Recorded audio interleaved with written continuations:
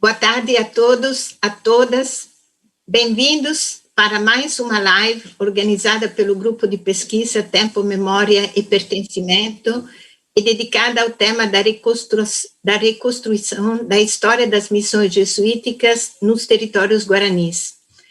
Hoje nós temos o prazer de hospedar aqui um dos pesquisadores que mais dedicou sua vida intelectual ao estudo desse patrimônio e dessa história, o professor Carlos Page. O professor Carlos Page nasceu em Buenos Aires, na Argentina, é arquiteto, doutor em História, especialista em História Urbana e Arquitetônica e na História da Companhia de Jesus, na antiga província do Paraguai. Ao estudo dela, ele dedicou e dedica grande parte de sua produção científica e encontramos na produção dele mais de 30 livros e mais de 300 artigos dedicados ao tema e revistas científicas e de divulgação na Argentina, Espanha, Portugal, Alemanha, Suíça, Estados Unidos, México, Paraguai e Brasil, Venezuela, Bolívia, Peru e Colômbia. Então, uma produção muito extensa e que ajuda e ajudou o mundo a conhecer melhor a história, essa história tão importante de uma parte significativa da América Latina. E, portanto, nós pedimos nessa live para ele nos fazer um relato um tanto autobiográfico do seu percurso, do porquê decidiu se dedicar a essa temática, dedicando praticamente a vida inteira a isso, quais foram os seus mestres, as razões do seu envolvimento e também os momentos mais significativos do seu percurso. Agradecemos muito o professor Carlos, que estará conosco falando na sua língua originária, mas é justamente uma língua também que pertence ao patrimônio das línguas latinas, da América Latina, e, portanto, acreditamos que todos nós podemos acompanhá-la com facilidade.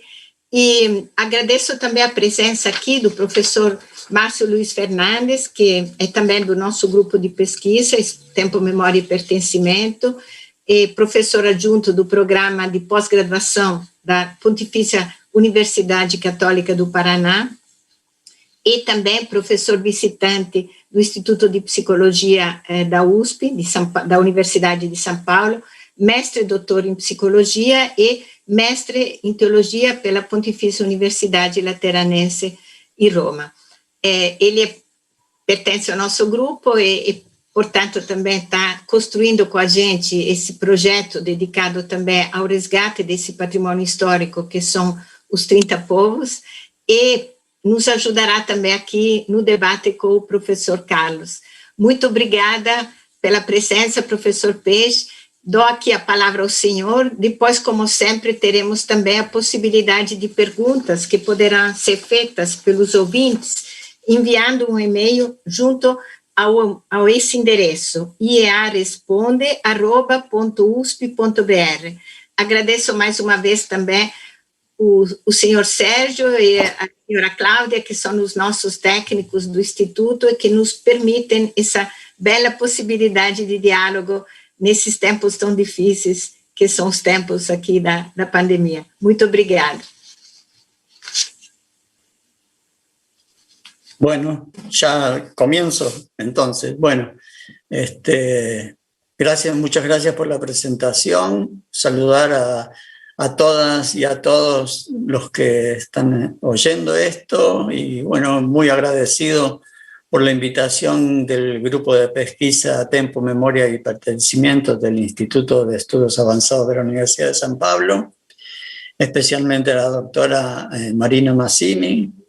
Y bueno, quiero aclarar que hablo muy mal el portugués y hasta me costó bastante comprender la consigna de este encuentro o qué me pedía la doctora Massini en esta oportunidad. Pero ya no porque no hable portugués, sino por esto de hablar percurso, mestres e as razões de seu envolvimento com as pesquisas sobre as missões jesuíticas, es decir, de mi trayectoria, de mis maestros, mis motivaciones, es decir, me pareció que era como un injusto reconocimiento a mi trabajo. Por eso me parece un excesivo halago estar aquí. Después yo no hago más que tratar de cumplir con mi trabajo, que no siempre lo consigo ni hago bien, pero sobre todo disfrutarlo en cada minuto que me reencuentro diariamente con ese trabajo, ¿no?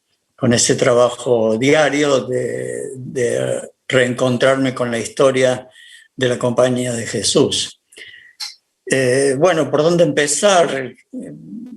Siempre quise ser arquitecto. Desde mi educación primaria de niño, en la secundaria era tan mal estudiante de matemáticas que la profesora me llevaba a su casa a reforzar esa enseñanza, y ahí conocí a su esposo, un arquitecto, que me mostró primero su oficina, después me sentó en su tablero. Yo tenía 15 años, me enseñó a dibujar, a hacer planos, a acompañarlo a las obras.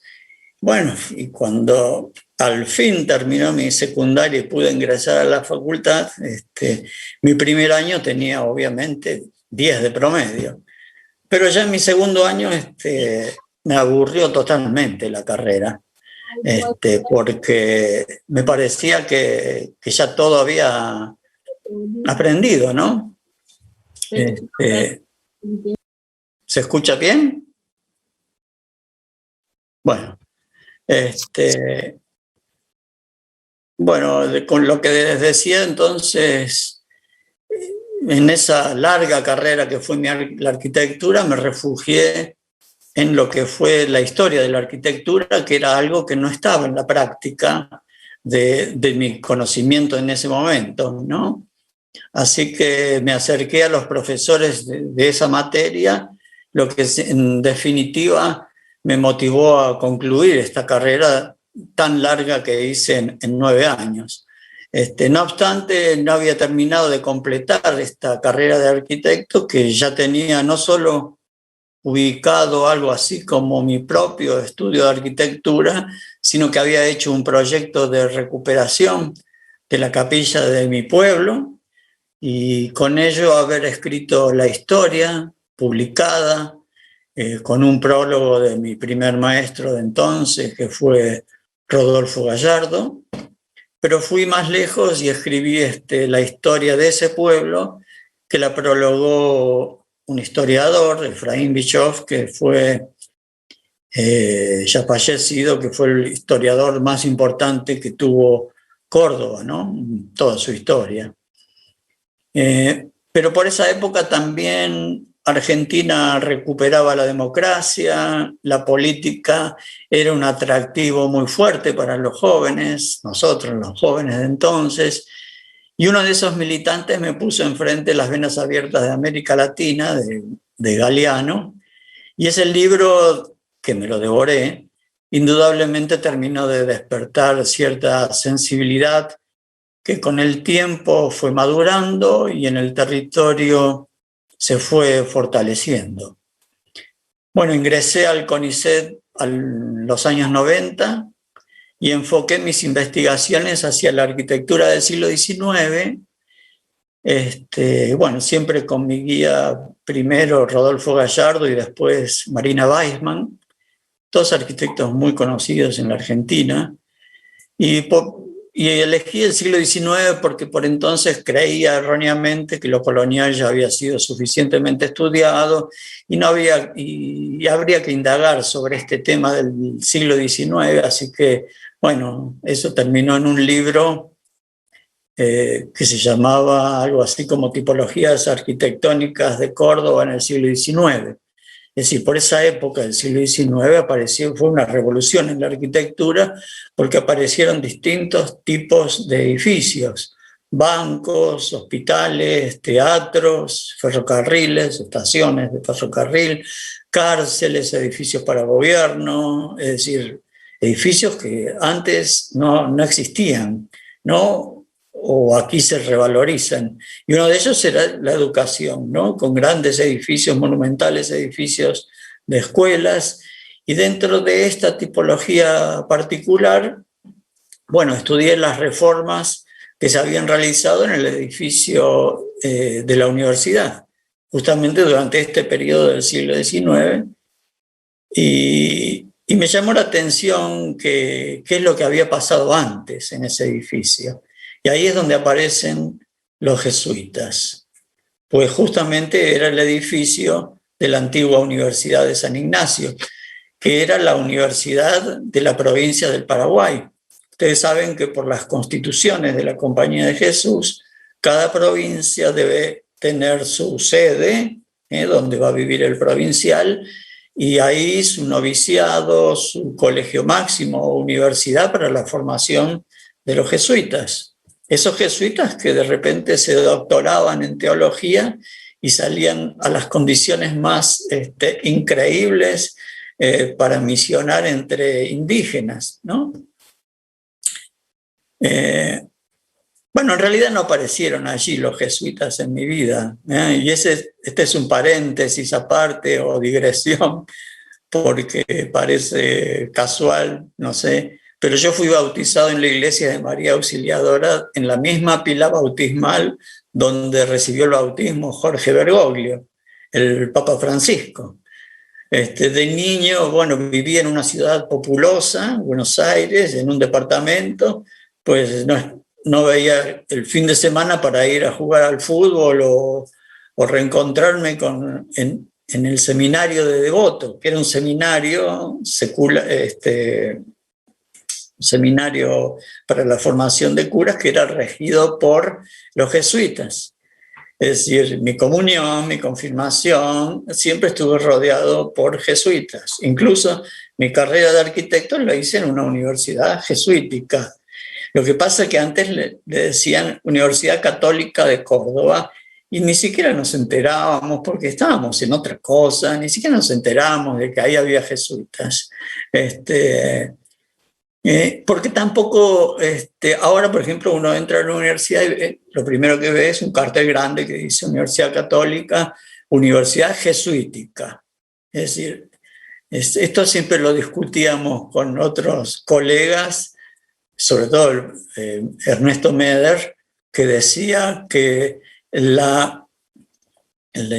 mayor cambio que hubo en la valorización de los jesuitas fue a través de la película La Misión, que más allá de las críticas que le hayan hecho por sus erróneas cuestiones históricas, era una obra de arte que tenía una intención y que llegó a todo el mundo. Y desde ese momento se produce realmente una bisagra dentro incluso también dentro de la valoración de los jesuitas, como de los estudios de la Compañía de Jesús, que se multiplicaron, ¿no? Es increíble hoy la cantidad de personas que en el mundo estudian la experiencia jesuítica, sobre todo con los guaraníes, ¿no? En fin, esto era simplemente una digresión. Mi doctorado también lo hice en una universidad que había sido de los jesuitas. Hoy hay solamente una universidad jesuítica en la Argentina. En fin, retomando el tema de estudiar aquel edificio de la universidad, como les decía, ingresé al mundo jesuítico, donde visualicé dos caminos, ¿no? La de la educación y la de evangelización. Es decir, generalizando un poco, para la formación de los jesuitas y por otro lado las relaciones con los indígenas a través de esa evangelización. En primer momento me incliné por lo primero, ¿no? La educación, pero sobre todo también por lo que ello implicaba, ¿no? Y seguramente también por tener el objeto de investigación a mano. Es decir, estaba investigando algo que estaba a mano, no estaba alejado, que no quiere decir que siempre debe ser así, pero cuando uno tiene el objeto, la documentación siempre se facilita, y más para quien se inicia en esto. Bueno, la universidad no estaba sola, se nutría económicamente de grandes estancias. Entonces comencé a estudiar una por una, siempre con la excusa de estudiar su arquitectura, Tú tenías 6 estancias, escribí sobre 3, publiqué 2, y como les decía, ¿no? Se suponía que estudiaba la arquitectura de esas estancias, pero no podía entender esa arquitectura sin comprender el contexto que implicaban las cuestiones educativas, económicas, las relaciones con los africanos esclavizados, pues entonces la arquitectura no era más importante, sino un complemento de aquella historia mucho más rica donde interactuaban diversos actores sociales. De hecho, el tema de la esclavitud, siempre invisibilizada en los estudios, al menos por esa época, me pareció interesante, pero especialmente comprometida, y con los años publiqué un pequeño libro que se llama Los espacios sociales afrojesuíticos, una palabra que inventé, donde la fuerza del tema, bueno, impone a reducir el tema del tratamiento de la arquitectura. Es decir, pareciera como hablar de espacio es un poco la excusa para visibilizar otras cuestiones de estas relaciones que poco se han estudiado sobre los jesuitas y sus africanos. En el año 99 se cumplían los 400 años de la llegada de los jesuitas en Córdoba. Bueno, ahí coordiné un mega congreso internacional donde conocí a la mayoría de todos los estudiosos de las misiones. Ahí presenté el libro de la manzana jesuítica, que unía lo que había ya estudiado del siglo XIX hasta la actualidad y lo anterior con los jesuitas.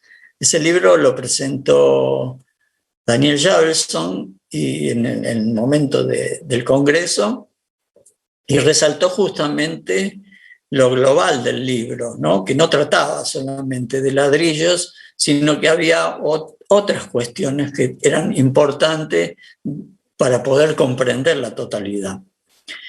En Córdoba, en ese momento, en esos años, se produce una especie de euforia jesuítica, ¿no? Ahí es un tiempo donde doy comienzo a un curso sobre jesuitas, donde invité a Meder, a Meliá, a Sustercí, qué sé yo, entre otros. Pero bueno, con estos 3 mantuve una relación más estrecha, porque bueno, imagínense ustedes, invitan a alguien de afuera, el profesor habla 2 o 3 horas a la mañana, 2 o 3 horas a la tarde, y el resto del día, bueno, había que atenderlo y bueno, y conversé muchísimo con ellos. Al principio, bueno, hablábamos de jesuitas y después ya hablábamos de cuestiones privadas. Bueno, y nos conocimos bastante bien, ¿no? Era un curso anual, presencial, lo dimos varios años y contábamos con una audiencia de entre 50 y 80 alumnos, y al final de ese curso nos íbamos de excursión a las misiones de guaraníes, porque, bueno, era como el broche de oro conocer esta experiencia que habían tenido los jesuitas en relación con los indígenas. También por esa época, estamos en los años 2000, me habían encargado la redacción del dossier para la Declaración de Patrimonio Mundial de las Estancias Jesuíticas, que también salió, y ahí, bueno, ahí publiqué un libro que era síntesis de todo ese dossier, que se llamó El Camino de las Estancias, que lleva no sé ya cuántas ediciones, y bueno, pero era un libro ya más para un público más amplio, más general, y para llevar ese conocimiento, extender ese conocimiento hacia el resto de las personas, ¿no?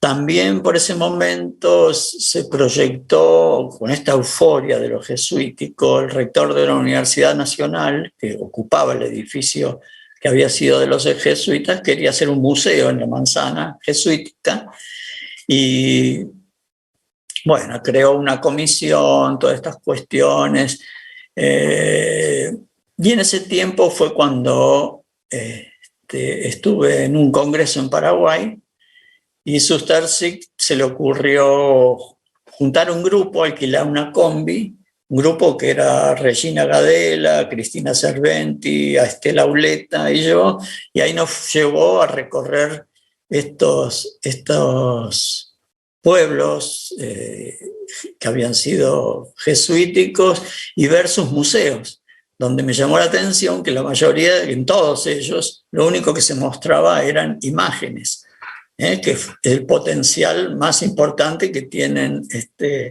estos poblados. Con lo que llegué a la universidad y dije, definitivamente se acaba todo esto del discurso museológico y acá lo único que hay que mostrar es qué era lo potencialmente más rico que tenía la universidad, y para eso contaba con una colección de libros que habían perdurado desde la expulsión de la colección jesuítica. Y bueno, ahí salió un libro, ahí también publicamos un libro sobre la biblioteca jesuítica de Córdoba. Y bueno, mientras tanto, iba elaborando mi tesis doctoral. Mi director era Alberto de Paula. Él no quería que trabajara con jesuitas, sino con el tema de urbanismo, que en realidad era su tema. Bueno, me convenció y ahí salió la tesis, después se publicó sobre el espacio público en la ciudad hispanoamericana. Nunca más volví a tocar ese tema, pero Alberto de Paula fue muy importante. Además de ser una persona extremadamente inteligente, él era muy exigente, ¿no? Me señalaba constantemente los errores. No era de esos directores que le palmean la espalda a uno y le dicen está todo bien y seguramente no lo leyeron, ¿no? Que suele pasar y con frecuencia. Bueno, poco a poco fui dejando de lado la arquitectura porque se me cruzaban otros temas que me interesaba investigar. Tuve la suerte de obtener 2 becas y una pasantía en España, otra en Italia, con lo cual recorrí varios archivos jesuíticos, creo que todos, y volví con un caudal de información que después de más de 20 años no termino ni creo que terminaré de procesar, ¿no? Porque es increíble la cantidad de temas que se pueden desprender de un tema que ha sido largamente estudiado. Y como les decía, bueno, hay una multitud de temas que me interesan, pero para no apartarme de mi trabajo, que era en el CONICET, donde tenía la obligación de investigar sobre arquitectura, y bueno, cada tanto escribía algo sobre arte o arquitectura, pero a mí me interesaban otras cosas. De hecho, después de aquellos viajes en Europa, me miraba en mi imaginación como un jesuita en un barco llegando a las Indias, y me fascinaba también eso. Y bueno, compilé una serie de relatos sobre viajes y las cosas increíbles que les pasaban en esos viajes.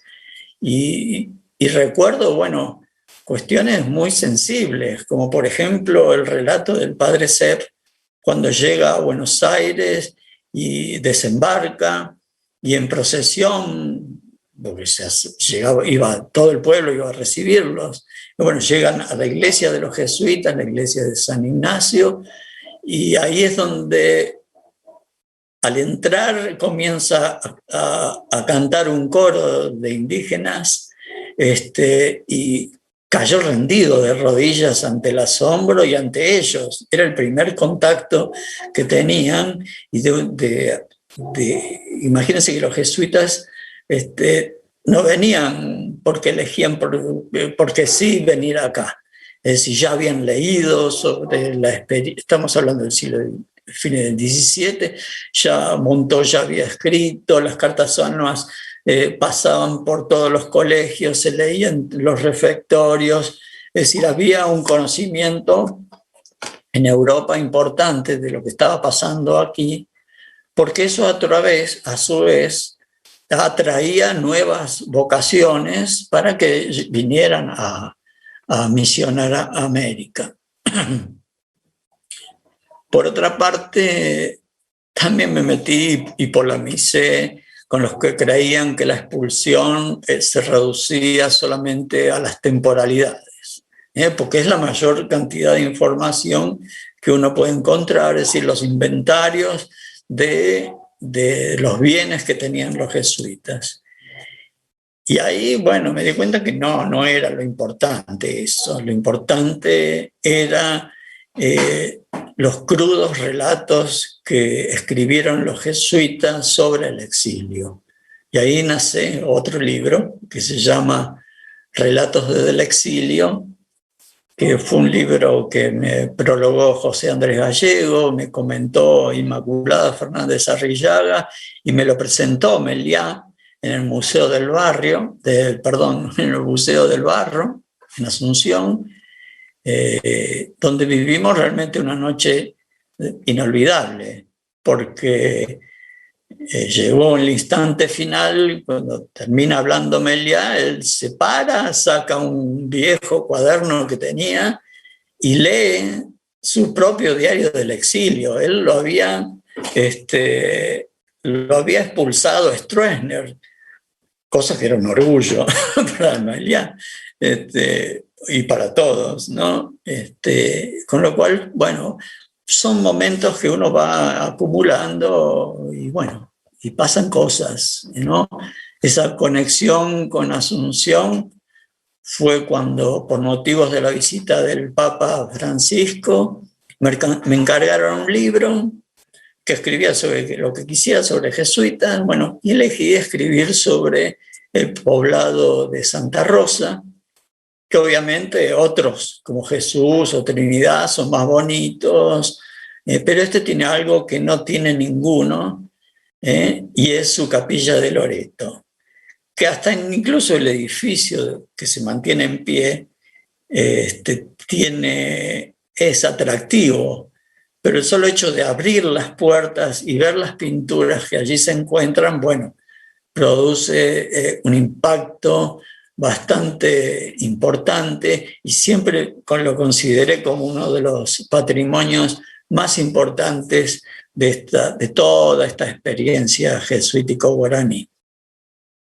En fin, volviendo a mis desvíos, y con esto me interesaban, y con esto de que me interesaban más las personas, incursioné también en el género biográfico o prosopografía, como dicen,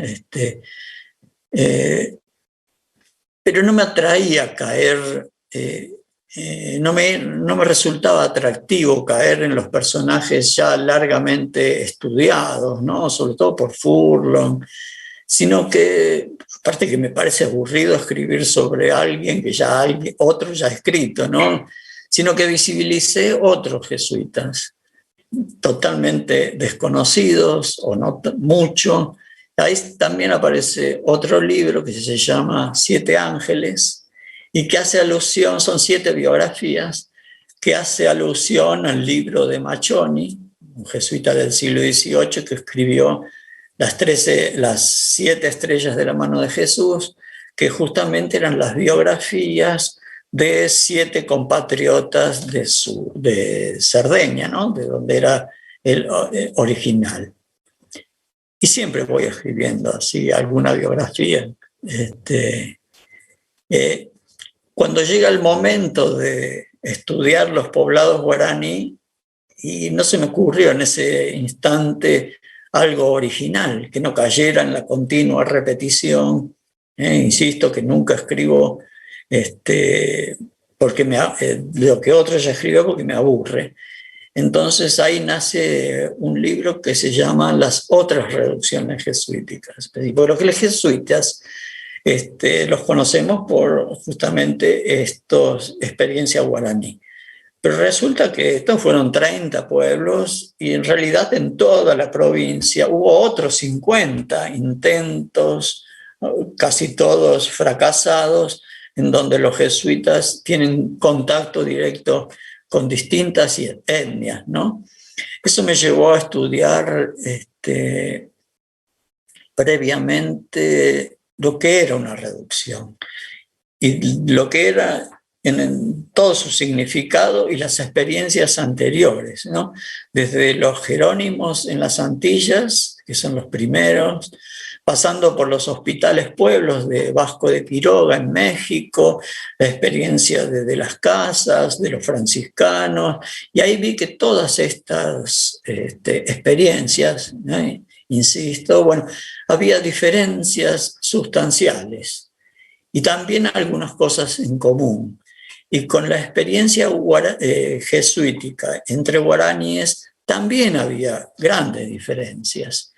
Y acá aparece el tema del lenguaje, porque es importante tener en cuenta, porque a veces se generaliza diciendo reducciones, misiones o doctrinas, pero en realidad son términos totalmente distintos.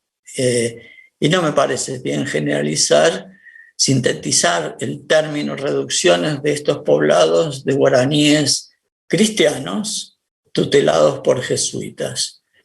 Y el tema del vocabulario también.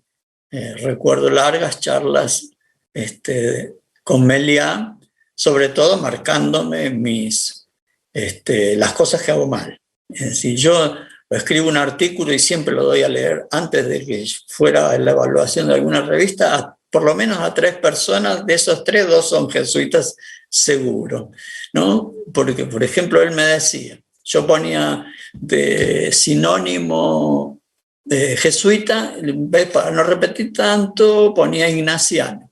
Y él me decía, no, ignaciano es el habitante originario del pueblo de San Ignacio. O decía para un sinónimo de Compañía de Jesús, el instituto. No, la fórmula del instituto es otra cosa. Y otra cosa que también le molestaba mucho era que dijéramos paracuaria, porque decía, ¿por qué usar un término en latín cuando estamos hablando en castellano o en portugués? Eso le molestaba notablemente. Con la aparición del diccionario histórico temático de la Compañía de Jesús, estas cosas, bueno, se supone que tienen que ir cambiando porque los términos son diferentes. Ustedes vieron cómo los médicos inventan sus propias palabras, los arquitectos inventamos palabras, bueno, los jesuitas también, o le dan un significado distinto al significado general. Y también siempre se ven estas cuestiones de errores. Por ejemplo, por ahí muchos han escrito sobre la República de los guaraníes, usando ese término república, que era el lawfare que usaron los Borbones para deshacerse de los jesuitas. Es decir, ellos hicieron una república. No, entonces no podemos usar esa palabra. O la palabra, por ejemplo, utopía, la utopía de los jesuitas, cuando la palabra que inventa Tomás Moro era para definir una ciudad ideal, pero inexistente. Pero estos poblados fueron algo absolutamente posible, solo que incomodaba al poder que siempre buscaba la explotación del otro, del más débil, llámese en su tiempo encomiendas, mitas o directamente esclavitud del quien conquistaba, o de la esclavitud del conquistado, del derrotado, del dominado, del humillado. Es decir, que el lenguaje es importante. He trabajado también múltiples transcripciones, porque, bueno, ya les digo, hay material documental, si bien creo que se debe conservar un 30% de lo que se ha producido, ese 30% no está totalmente explotado. He publicado, bueno, ahora ya están, por ejemplo, todas las cartas anuas publicadas, pero en su momento hice una publicación de las cartas anuas del Colegio de Córdoba, otra de los chiquitos y el Colegio de Tarija, cartas anuas que por otra parte son apologéticas, es decir, no, hay que tomarlas con pinzas en lo que se dice, porque es como un informe de un gobernador que le hace al presidente, es decir, siempre va a ser todo bueno. Y hay otro tipo de documentación que también es importante. Y el género biográfico, que insisto, también los jesuitas lo tomaron muy en serio desde los comienzos. De hecho, un jesuita, de los primeros jesuitas, Boroa, escribe la biografía de Marcial de Lorenzana, que no se publicó nunca, y que fue una figura clave dentro de la primera época de las misiones jesuíticas. También publiqué sobre una historia del Paraguay que escribe Lorenzo Casado, es decir, no es que escapa ya de las tradicionales historias conocidas desde el Techo, Lozano, y justamente Lorenzo Casado escribe ese libro en respuesta a una solicitud que le pide el padre Pedro de Calatayud, que fue un español, teólogo muy importante, que de joven quiso venir al Paraguay y el general no lo dejó. Tuvo discípulos como Cardiel, Iturri, que mantuvo constante correspondencia, y ya en su vejez, en el exilio, dijo, bueno, voy a escribir una historia del Paraguay, ustedes me tienen que ayudar, y lo toma a Cardiel y a Lorenzo Casado para que se encarguen de recopilar información. Bueno, ahí hay una cantidad de folios impresionantes. De hecho, he publicado varios y en este momento estoy trabajando con el texto del padre Calatayud, que es una visión bastante particular, porque él no estuvo acá, pero tampoco estuvo ni Charlevoix ni Muratori, que escribieron historias extraordinariamente documentadas.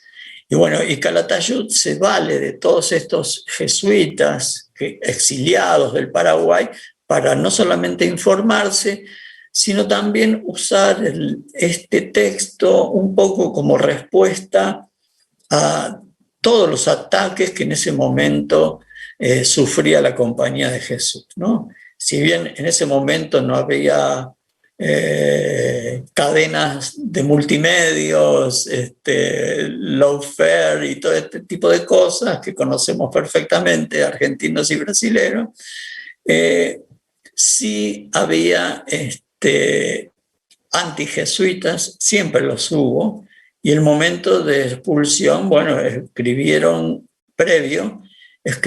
muchas cosas, desde libelos, pasquines, libros incluso, atacando a la Compañía de Jesús.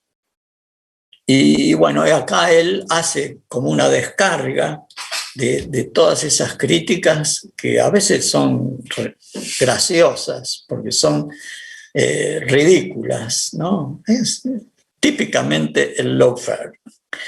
Bueno, y yo no sé cuánto tiempo llevo ya, pero bueno, mi último libro es también una respuesta a la invisibilización que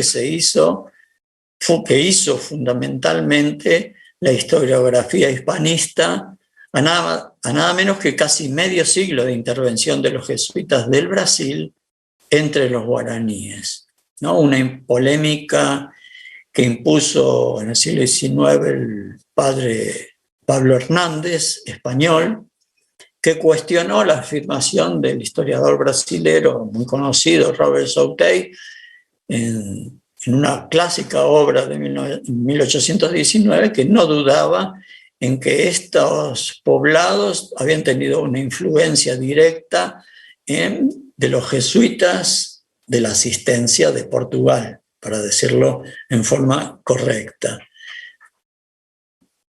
Hernández negaba esta cuestión y daba como antecedente la experiencia de Juli en Perú, que no tenían nada que ver en el contexto de pueblos donde los jesuitas eran párrocos.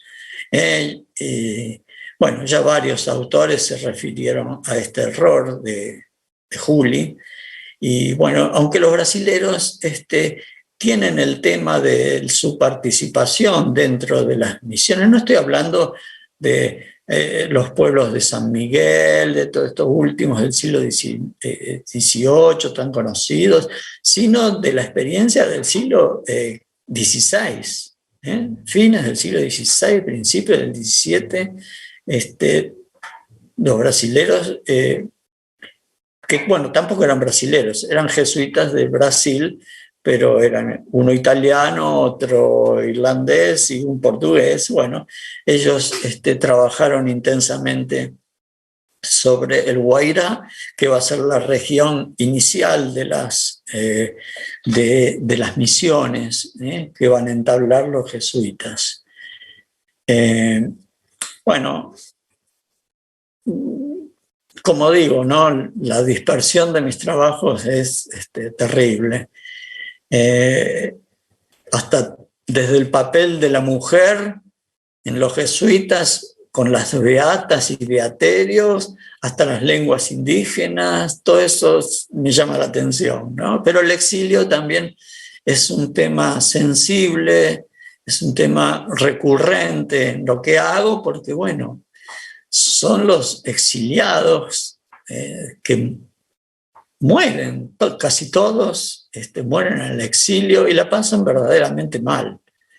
Y en cuanto, bueno, a la arquitectura y el arte, puedo llegar a escribir desde una elucubración sobre los primeros retratos de Ignacio, que se hizo a partir de la máscara mortuoria, muy interesante también, hasta las pinturas de la iglesia de la Compañía de Jesús en Córdoba, o biografías de pintores, de arquitectos, o analizando, por ejemplo, los planos que de algunos colegios se han conservado del Perú. Hice un artículo una vez, pero siempre los jesuitas, ¿no?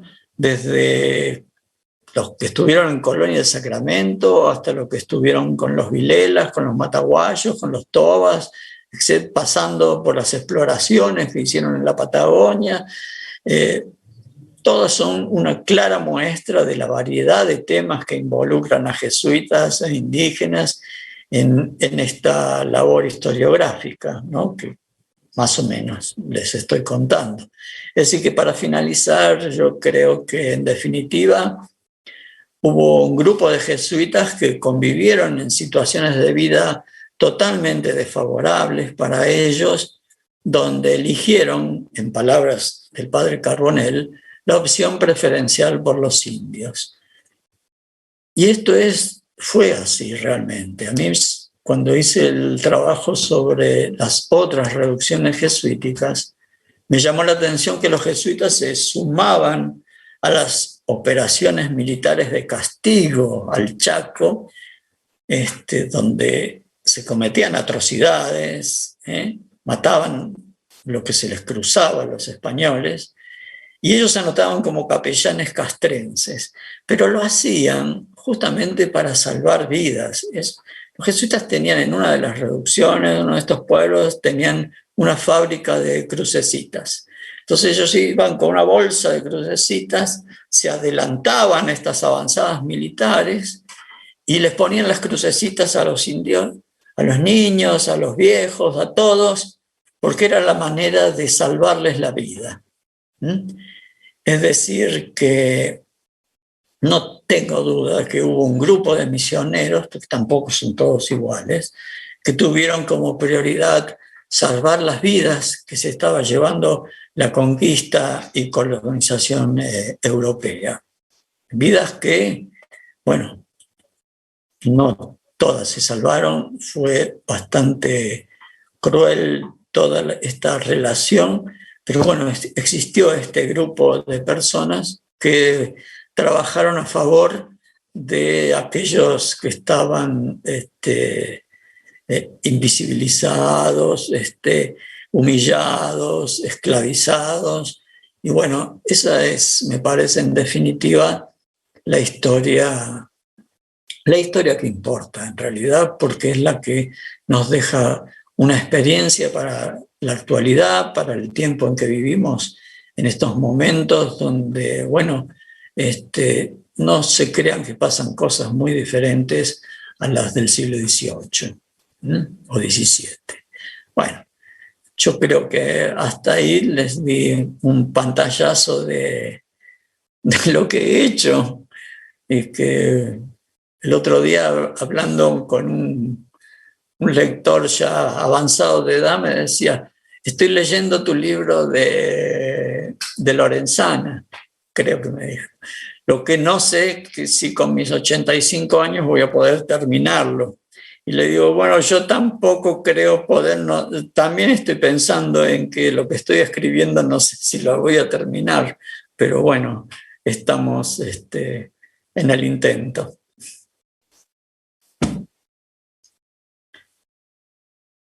Bueno.